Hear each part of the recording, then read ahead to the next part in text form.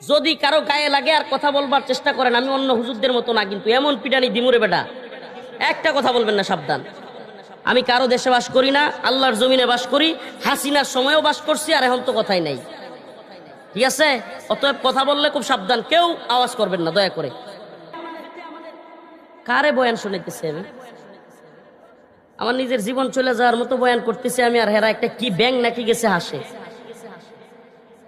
উলুবনে মুক্তা সরাইতেছি আমি।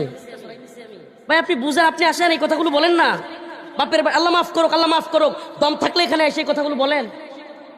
মনে কিছু নিয়েন না, অহংকার করছি না, আল্লাহ তৌফিক দিছে, আল্লাহ দিছে, এই জবান আল্লাহ দিছে, এই জন্য আল্লাহর জবান দিয়ে আল্লাহর জমিনে আল্লাহর কথা বলি।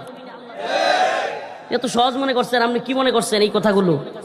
এই কথাগুলো বলতে বলতে তো উসমান হাদিকে শহীদ করা হয়েছে, আমরা জানি না এগুলো? আপনি কি মনে করছেন আমরা বোকা? এদেশের ক্ষমতার বাগবাটোয়ারা আমরা পাইতাম না? এক দুইটা আসন কি আমরা পাইতাম না?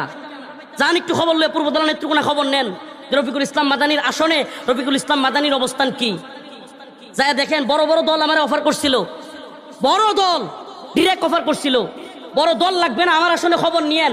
আলহামদুলিল্লাহ, আমি মানুষটা ছোট হইতে পারি, আমার আসনের যারা এমপি পদপ্রার্থী, আমি যদি একবার বলতাম আমি দাঁড়াবো, পাতলা পায়খানা সিটে যাই তুমি।